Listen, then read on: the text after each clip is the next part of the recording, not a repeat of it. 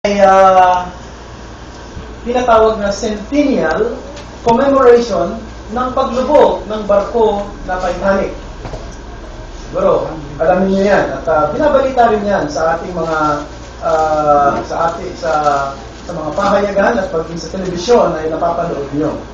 Ang Titanic ay isang klase ng pampasaherong vapor o cruise na lumayag mula sa Southampton, England, patungo ng New York City, ngunit lumubog sa North Atlantic Ocean noong April 15, 1912. So, eksaktong-eksakto ngayon, April 15, 2012, no, 100 taon na ang nakakaraan nang ito'y lumubog. Ang disaster na ito, o ang trahedyang ito, ay umani ng napakadaming pagtataka, pagkagulat, at pagkagalit sa iba't ibang bahagi sa buong mundo. Bakit? Alam niyo ba kung bakit? Sapagkat sinasabi na itong Titanic ay the unsinkable ship. Sabi ng mga builders, yung mga nagtayo mismo ng Titanic, itong barkong ito, hindi kayang palubugin ng sinuman. Narinig ko noong nakaraang pastors conference sa Cubao, binanggit ng isang speaker, si Pastor Ian Densham, na nag-preach din dito sa atin. Sinasabi rin daw nila noon na yung Titanic, nung bago ito lumayag, sinasabi nila, even God Himself cannot make this ship sink. Hindi na kayang palubugin, bagay ng Diyos, ang Titanic. Pero alam natin kung ano ang nangyari. Nung ito ay sumagi sa isang iceberg, sa loob lamang ng 3 oras, lumubog at nasa ilalim ng kalaliman ng dagat ng Atlantiko ang Titanic kasama ng 1,514 na mga taong namatay ng araw na yaon. The unsinkable ship sunk. Ipinakikita lamang mga minamahal na kapatid at mga kaibigan na anumang gawa ng tao ay walang kasapatan. Makikita natin dito ang insufficiency and imperfection of man's work regardless of his possessed wisdom and of his capability. At ito'y totoo sa halos lahat ng aspeto ng buhay sa pangkasalukuyang mundo. Ang tao ay laging may limitasyon. Ang tao ay laging may kulang.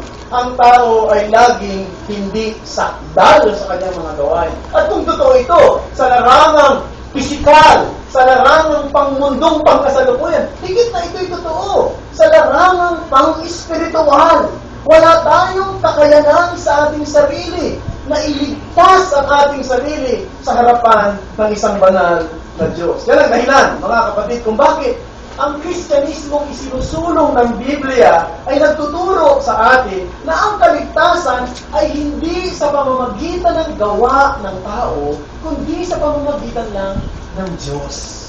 Diba? Yan ang dahilan. At ang Ebanghelyo ay tinatawag na mabuting balita. Bakit? Sapagkat mayroong masamang balita. Ano ang masamang balita? Ang tao bilang isang makasalanan, nasa ilalim siya ng poot ng Diyos, siya'y nasa daan, patungo sa kapahamakang walang hanggan, at ito pa ang masamang balita, hindi kailanman kayang iligtas ng tao ang kanyang sarili. Ngunit mayroong mabuting balita. Anong mabuting balita pagkatapos ng masamang balita? Kaya nga yung gospel ay good news, mayroong bad news. Pero ano yung good news? Ang good news ay ang Diyos sa kanyang soberanong kalooban, sa kanyang nakapangyayaring kahabagan, ay nagpasyang ipadala ang kanyang buktong na anak upang siya ang kumatawan o maging kinatawan sa mga makasalanang kanyang ililigtas. Sa pamamagitan ng kanyang katuwiran, at siya rin ay maging kahalilig sa pamamagitan ng kanyang sakripisyo doon sa krus. At ang sino mang magkakaroon ng tunay na kaugnayan sa kanya ay maliligtas ng tulog. At para sa bawat nakaunawa nito at yumakap sa ebanghelyo ito, mga kapatid, ang kaligtasan ay hindi isang bagay na katang-isipan. Ito ay isang katotohanan. Si Kristo at ang kanyang mga gawa ang natatanging sufisyenteng paraan para maligtas ang mga makasalanang tulad natin. Bakit? Siya lamang ang matuwid. Wala nang iba. Siya lamang ang ganap na buhay ng matuwid hanggang sa kanyang kamatayan. At hindi lang yun, siya ay nakahihigit sa lahat ng bagay. He is the supreme ruler of all things that exist. Siya nga sa taas at nanginginuno sa lahat ng mga umiiral sa sanlibutan ito, sa sangsinukob na ito. At kung nasusundan ninyo yung argumento ni Pablo dito sa chapter 1 ng Aklat ng Kolosas, sa mga napag-aralan na rin natin noong nakaraan, mapapansin ninyo si Pablo, meron siyang argument dito na nagsimula sa isang malawak. Ipinresent na si Christ sa isang malawak na pananaw, yung tinatawag na wide spectrum, pagkatapos unti-unti niyang pinaliliit ang kanyang argumento, pinakikitid at pinaliliit. Una-una, sinabi niya, si Kristo ang supreme ruler ng universe, di ba? He is the firstborn of all creation. Sabi niya, siya nasa taas ng lahat ng sangnilikha. Yan si Kristo. So, pinag-uusapan ay universe. Ang pinag-uusapan ay galaxy. Ang pinag-uusapan ay Milky Way, solar system, ang mundo. Siya nasa taas ng lahat ng bagay. Pagkatapos unti-unti niyang pinakitid at siya rin ang pinuno ng iglesia. Diba? Yan ay nasa talatang 18 hanggang 20. Chapter 1 verses 15 to 17, siya ang pinuno ng lahat. Chapter 1 verses 18 to 20, siya ang pinuno ng iglesia. Chapter 1 verses 21 to 23, pinag-aralan natin noong nakaraan, siya rin ang pinuno ng individual na buhay natin. Individual life, individual believers. At pagdating dito sa binasa kanina ni Andre, chapter 1 verse 24 hanggang chapter 2 verse 5, pinakikita niya siya ang supreme, siya ang namiminuno, siya ang mataas kay Pablo mismo, no? The supremacy of Christ over Paul himself. So, what Paul is trying to show to us here is this. Now, he's trying to bring home the important truth sa mga taga-Kolosas na si Kristo ay totoong dakila sa akin mismo. Sa akin mismo. So, anong yung ibig niya sabihin? No? Ang ibig niya sabihin ay si Kristo lamang ang may kapangyarihang magligtas at magbago sa akin, sa bawat isa sa inyo, sa iglesia, at sa buong sinukob na ito. Yan lang. Si Kristo lang ang may kapangyarihang gumawa niyan. At dito, sa particular ng mga talata na binasa natin ngayon, Paul is bringing home the truth that Jesus is supreme and sufficient to His own personal life. Mismo sa personal na buhay ni Pablo. Sinasabi ni Pablo na, nasumpungan ako ng isang persona. I am being found by someone. At yung nakasumpong sa akin na yun, ano? Kasi minsan, ang madalas na sinasabi, nasumpungan natin si Kristo. Pero ang totoo, unang nakasumpong sa atin si Kristo. Nasumpungan tayo ni Kristo. Sabi niya, nasumpungan ako ni Kristo.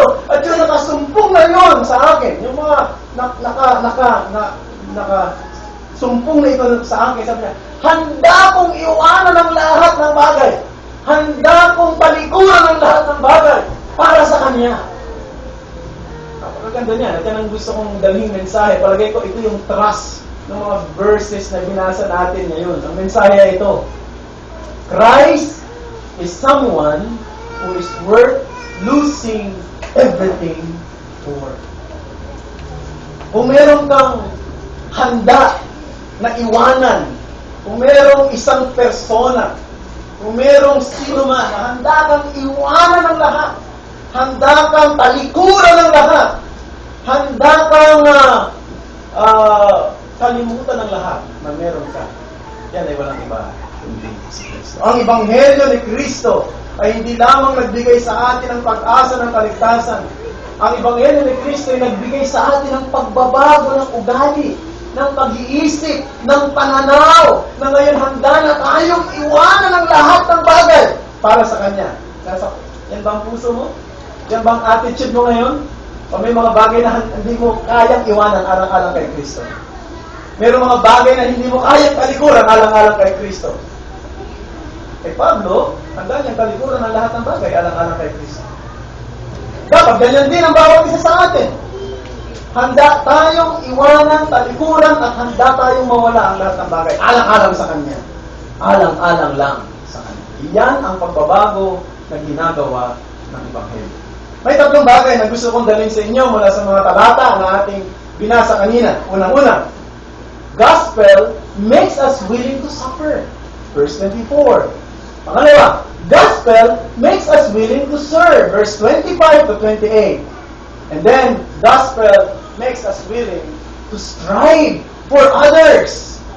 Verse 29 hanggang chapter 2, verse 5. Okay.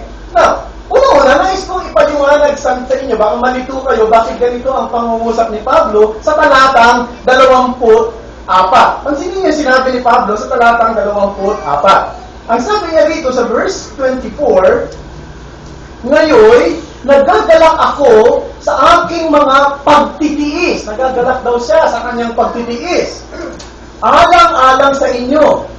At sa aking laman, ay pinupunan ko ang kakulangan sa mga paghihirap ni Kristo alang-alang sa kanyang katawan na siyang Iglesia.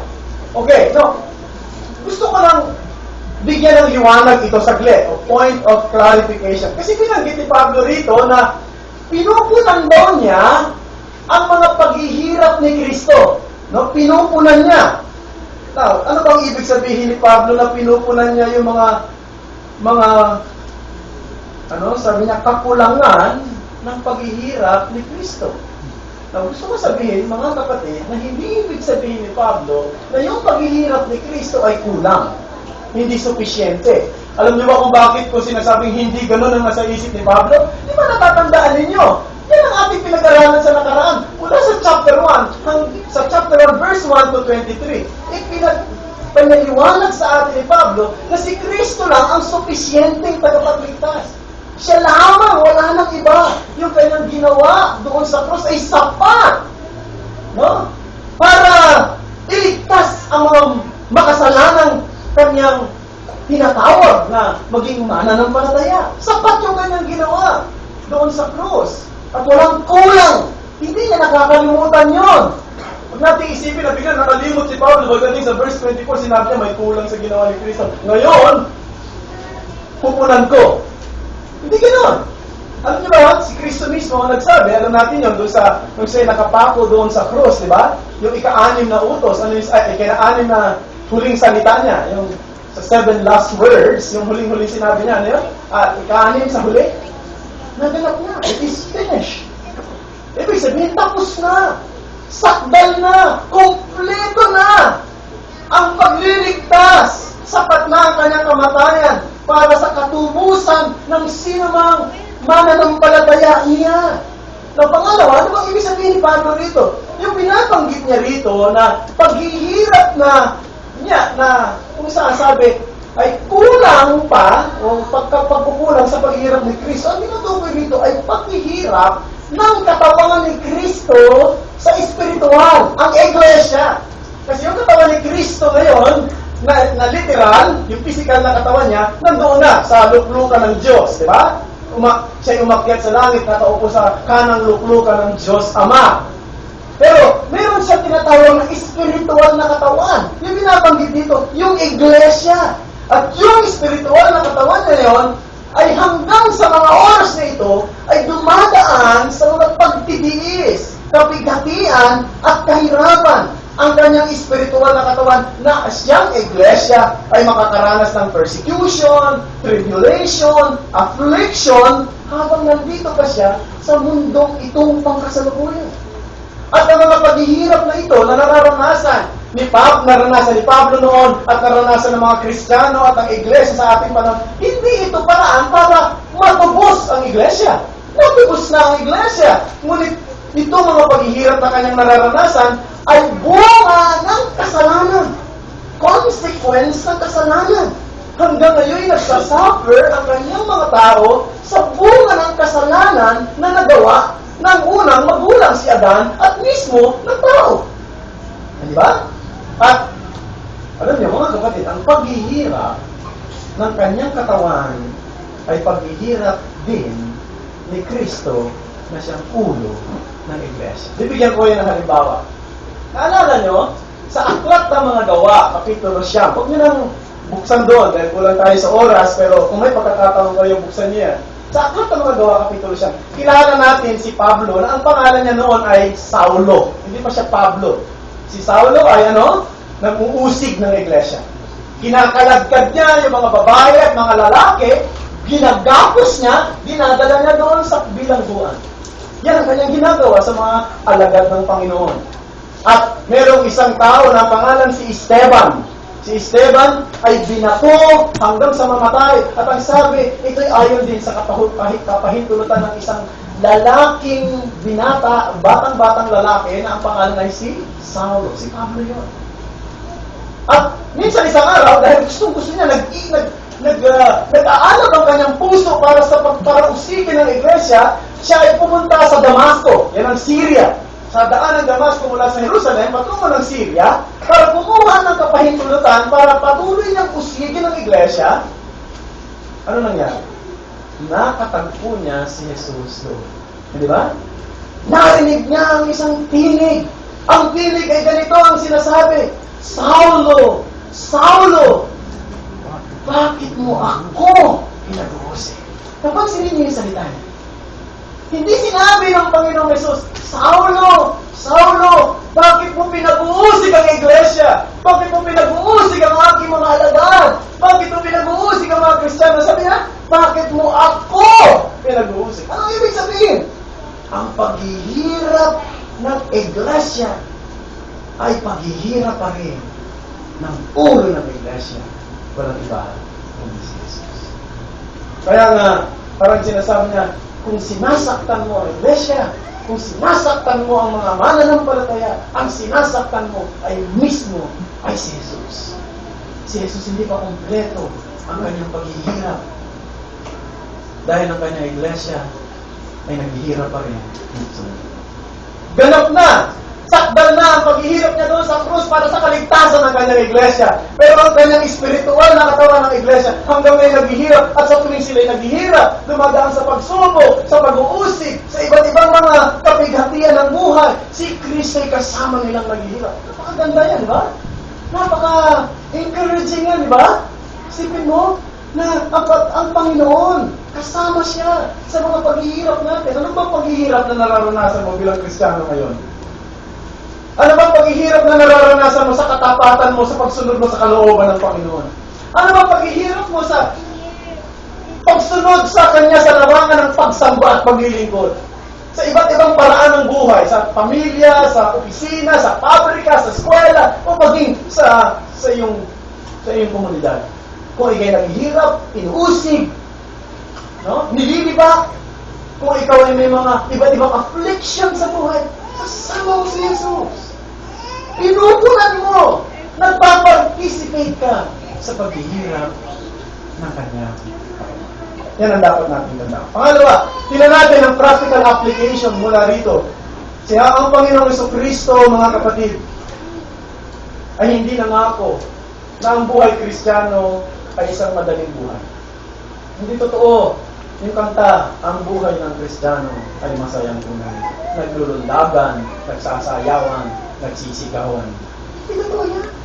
Ang buhay ng Kristiyano ay may pag-uusig, may pagtitiis. Filipos 1:29, ipinagdaloob sa inyo ang isang pagpapalang hindi lamang kayo manampalataya, kundi magtiis din naman, alang-alang sa Kanya. Pinaalalahanan ni Pablo si Timoteo, doon sa 2 Timothy chapter 2, verse 3, sabi niya, magtiis ka tulad ng isang mabuting kawal ni Kristo. Di ba? 2 Timothy chapter 3, verse 12, ano sinabi ni Pablo? Sa sino mang namumuhay o nagnanasang mamuhay ng may kabananan, sila'y dadanas ng mga pag-uusig. Nakakaranas ka ba ng pag-uusig? Kung puro masasaya lang nangyayari sa buhay mo, tawa ka lang ng tawa, parang walang problema. Baka may problema. Kasi ang tunay na Kristiyano, na namumuhay sa kabanalan, may pag-uusig. Di ba? Kung walang pag-uusig, baka hindi ka namumuhay sa kabanalan. Baka tulad ka ng mga tao sa mundo. Kaya hindi ka nila ginagalaw. At wala silang sinasabi laban sa iyo. Dapat mo suriin ang iyong puso, sapagkat kasama sa buhay ng isang Kristiyano ang pag-uusig, ang pagtitiis. At kung ikay nagtitiis para kay Kristo, ipinakikita mo sa mundo, sa mata ng mga tao sa kapaligiran, mahalaga si Kristo para sa iyo. Wala nang pinakamahalagang kayamanan para sa iyo, kundi ang kayamanan makilala si Kristo, magkaroon ng kaugnayan kay Kristo, at handang iwanan ng lahat ng bagay. Handang talikuran ng lahat ng bagay. Alam-alam kay Kristo. Ito man ay suklian ng mga pag-uusig. Pangalawa, God makes us willing to suffer. God makes us willing to serve. Now, unang-una, tingnan muna natin dito. May dalawang bagay rito, mga kapatid. Unang-una, bakit ko nasabi na willing to serve? Now, basin natin ang verse 25. Ako'y naging ministro nito. Yung salitang ministro, sa ibang translation ay naging tagapaglingkod. Ayon sa katungkulang ipinagkatiwala ng Diyos sa akin para sa inyo upang lubos na maipahayag ang salita ng Diyos, ang hiwaga na nakatago sa lahat ng panahon sa mga saling lahi, ngunit ngayon ipinahayag sa kanyang mga banal. Sa kanila ninanais ng Diyos na ipaalam po gaano kalaki ang mga kayamanan ng kalwalatian na hiwagang ito sa gitna ng mga hintil, na ito si Kristo na nasa inyo. Siya ay naging pag-asa ng kalwalatian. Verse 28, siya ay aming ipinahahayag na binabalaan ng bawat tao, tinuturuan ng bawat tao sa buong karunungan upang ang lahat ay maiharap na maging sakdal kay Kristo. Noong unang-una, tayo na ang isang bagay na ginawa ng Panginoon sa atin, binigyan niya tayo ng hangaring maglingkod. At ang isang lingkod, mayroong mensahe. Anong mensahe ng lingkod? Sabi niya rito, sabi ni Pablo, verse 26 and 27, ang mensahe daw ay isang hiwaga. Diba? Verse 26, ang hiwagang nakatago sa lahat ng mga panahon at sa saling lahi, ngunit ipinahayag sa kanyang mga banal. Now, ano ba itong hiwaga na ito? Now, itong hiwaga na ito, hindi ito mga secret code o secret knowledge, no? Ano ba yung hiwaga? Kasi usually, pag ginagamit yung mystery, parang ito ay isang klase ng secret code o secret knowledge, no? Na konti lamang ang pwedeng makaalam at ang mga makakaranas lang nito ay yung mga tao na maaaring dumadaan sa mga ritual tulad ng transcendental meditation o yoga, kung ano-ano man. Yan, alam mo, ibinasa ko mga komentary, sinasabi nila, sinasuggest nila, probably daw, may mga new teachers na nakapasok doon sa Colossus at nagtuturo na meron silang secret knowledge, no? Meron kaming kaalaman. Ano yung kaalaman na yun? Sasabihin ng mga teacher ito, secret, no? Secret. Kinakailangan, dumaan ka muna sa mga ritual na gagawin namin para malaman mo yung secret knowledge namin. Yun yung mystery, no? Siyempre, maiinggani yung mga tao, maaakit sila. Kaya nga sabi ni Pablo dito sa verse 4, ayaw ko madaya kayo sa mga pananalitang kaakit-akit. Kung hinahanap ninyo mystery, meron akong mystery. Kung hinahanap ninyo hiwaga, meron akong hiwaga sasabihin sa inyo ngayon. Pero ang katotohanan, itong hiwagang ito, hindi ito yung secret code, secret knowledge. Alam na ito ng marami. Marami na nakakaalam na ito. Tinawag itong hiwaga sapagkat matagal na panahon, hindi alam ito ng maraming tao. Kung konti lang ang nakakaalam ito. Karamihan naman nakakaalam ito mga Israelita, mga Hudyo. Si Kristo patungkol sa Mesaya, noong una pa man, sa Lumang Tipan, alam na yan ng maraming mga Hudyo noon dahil ang mga propeta nasa kanila, no? Nangangaral sa kanila, nagtuturo sa kanila. Alam ito na mayroong darating na Mesaya. Hindi alam ng lahat ng tao. Ang halos buong mundo noon, nasa kadiliman. Walang alam. Ang liwanag nandoon lang sa isang maliit na lugar. Sa bayan ng Huda o sa Israel, nandoon lang. Pero karamihan ng tao sa kadiliman, walang alam. Pero nung dumating ang Mesaya mismo, ang kaalaman patungkol kay Kristo ay lumaganap sa bawat lupain ng mga hintil. Umikot sa buong Asya, nakarating sa Europa, tumawid ng dagat na ang Atlantiko, nakarating sa Amerika, bumalik sa Asya, sa ating bansa, nakakarating na sa lahat. Hindi ito hiwaga. Alam na ito ng lahat. Na ano yun? Si Kristo ang pag-asa ng kaligtasan para sa lahat ng mga mananampalataya. Yan ang mensahe ng isang lingkod. Tingnan natin pangalawa, ang misyon ng isang lingkod. Now, dito, papansinin natin, bago ko banggitin yan, alam nyo, gusto kong sabihin sa inyo, na kapag talagang ang ebanghelyo ay dumating sa iyo, sinukol ang puso mo, binago ang puso mo, kalooban mo, magbibigay ito ng isang motibasyon, magpapakilos ito, magbibigay ito ng excitement, huhubugin ito ang pagkatao mo, at bibigyan kanya ng kalooban na handang maglingkod para sa iba. No? Yan ang dapat ito na. I believe na kapag totoong naging Kristiyano ka, yung ebanghelyo, niyakap mo, meron kakaibang motivation, meron kakaibang excitement, at you're willing to serve others. Sa verse 25, ang ginamit na salita ni Pablo rito ay, ako'y naging ministro nito. Yung salitang ministro, sa wikang Griego, diakonos. Doon natin kinuha yung salitang deacon, mga diakono. Ang ibig sabihin ng salitang diakono o deacon, tagapaglingkod. So, unang-una dapat nating tandaan sa usapin ng pagmimisyon ng trabaho ng isang lingkod, ng isang servant ay mag-serve. To serve. Yan ang dapat nating tandaan, maging lingkod. Siya ay lingkod. Yan ang emphasis niyan, service. Alam niyo, ang kultura natin, ang hinahangaan at tinitingala yung mga tao na pinaglilingkuran ng kanyang kapwa-tao. Di ba? Kapag ikaw, nakaupo ka, pinaglilingkuran ka ng mga tao sa paligid mo, ikaw ang tinitingala. Ikaw yung hinahangaan. Sa salita ng Diyos, hindi. Ang tinitingala at hinahangaan yung mga tao naglilingkod sa kanyang kapwa. At doon tayo tinawag, mga kapatid, na maglingkod sa isa't isa. Pangalawa, binanggit niya rito sa verse 25 yung salitang katungkulang ipinagkatiwala ng Diyos. Steward, ang tawag doon. Yung salitang steward ay hindi lang ito naglilingkod, kundi katiwala. No, ang pinag-uusapan dito, trust. May tiwala sa iyo. Ano yung pinagkatiwala sa atin? Ano pinagkatiwala sa mga lingkod? Ang mensahe. Hindi ito dapat bawasan.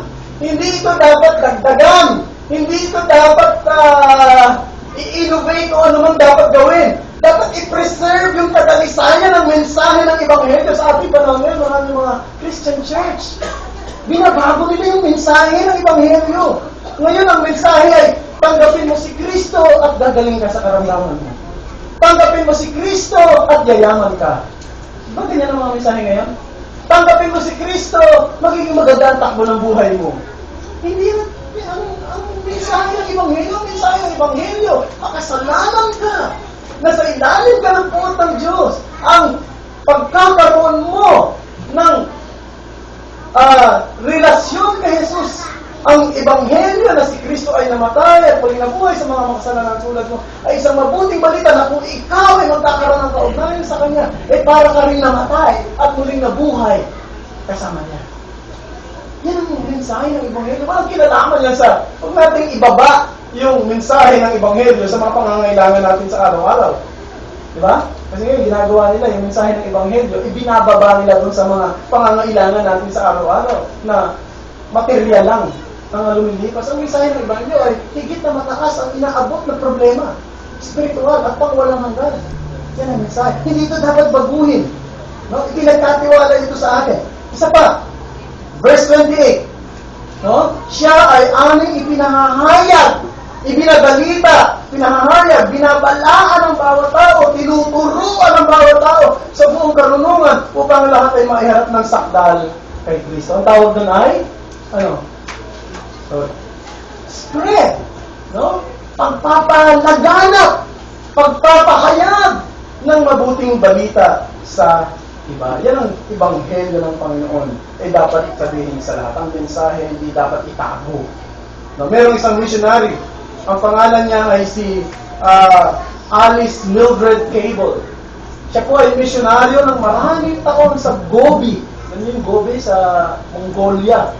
At yung pag tinignan niyo po, yung Gobi, mas malaking bahagi ng Gobi ay disyerto. Kaya doon, di ba sikat na sikat yung Gobi Desert? No? Tinignan ko sa internet yung Gobi Desert. Ang ganda! Isa daw yun sa pinakamagandang disyerto. Yan lang ang disyerto na doon mo lang makikita may mga bear. Hindi na makakita ng mga bear sa disyerto, di ba? Karamihan sa malalamig na lugar. Doon, sa Gobi. Diyan naging lingkod itong si Mildred Cable. Napakaganda ng kanyang testimony pag binasa ninyo sapagkat siya isang babae na ginamit ng Panginoon. At alam niyo ba, sabi niya, siyempre nandun siya sa isang disyerto, sabi niya, the greatest crime in the desert was to know where the water is and not to tell others about it. Ang pinakamatinding krimen daw kapag nasa disyerto ka, alam mo kung nasaan yung tubig na pwede makainom ang mga tao, pero ayaw mong sabihin sa kanila. Naniniwala rin ako na isang matinding kasalanan na pwedeng gawin ng Kristiyano na naiintindihan ng Ebanghelyo ay itago niya ito at hindi sabihin ito sa mga tao sa kanyang paligid. Sapagkat alam mo ang nakataya, kung hindi maririnig ang Ebanghelyo, kapahamakan ang naghihintay sa mga tao. Pangatlo at panghuli, gospel makes us willing to strive. Yung salitang strive dito, ginamit sa ibang translation ay struggle, no? Struggle, verse 29. Dahil dito, nagpapagal din naman ako, nagsisikap. Inulit niya uli yan. Chapter 2, verse 1. Sapagkat ibig kong malaman niyo kung gaano kalaki ang aking pagsisikap alang-alang sa inyo. At marami pa siya sinabi hanggang doon sa dulo, wala na tayong time na basahin. Pero ang punto rito, mga kapatid, no? Pinakikita ni Pablo yung desire ni Pablo na makibaka, magsikap, magpagal, alang-alang sa mga taga-Colosas at mga taga-Laodicea in particular. Ito ay para tiyaking ang kanilang pananampalataya ay matatag at hindi matitinag ng mga kaakit-akit na pananalita. Mga kapatid, kailangan natin tumatag. Kailangan lumalim ang katotohanan sa puso natin. Kung hindi, konting problema lang, baliktad ka na. No? Bahagyang bagay lang na narinig mo, lupasay ka na. Ayaw mo lang maglingkod. Dapat malalim sa puso natin yan. Yan ang punto dyan. Paul is willing to strive for the sake of others. The point is this. Alam niyo, maliban na ang Ebanghelyo ay sumukol sa puso mo. Bumago ng pagkatao mo. Ang buhay para sa iyo ay para sa iyo lang. Life will always be about you. Alam niyo kung bakit tayo pinanganak tayo, bilang mga makasalanan, self-centered tayo, selfish. Sarili lang natin yung iniisip natin lagi. No? We want people to serve for our interests. Yan ang katotohanan. We want indulgence ng sacrifice. Para hindi mo sinasabi yan sa bibig. Pero ang katotohanan, kung magiging tapat ka, yan ang sinisigaw ng puso mo. Ikaw, sarili mo. Yan ang nangyari. Nung dumating ang Ebanghelyo sa atin, when the gospel comes to a person and grips his heart, may pagbabago. Yung pagmamalasakit, yung interes para sa kapakanan ng iba, unti-unting sumisibol yan. No? Unti-unting sumisibol. Kaya, kung gusto mo malaman, Kristyano ba talaga ako? Matagal ako umaatin sa church eh. Dito sa SGCC. Kristyano ba talaga ako? Isa sa mga sukatan na ito. Tanungin mo sarili mo. Suriin mo puso. Ano ang ugali mo sa ibang tao? Hinahanap mo ba pakinabang galing sa kanila o kung ano yung pwede mong ibigay? Ang malasakit mo ba yung comfort mo lang, yung convenience mo lang, o gusto mo maging channel of blessing sa iba? In the best that you can do.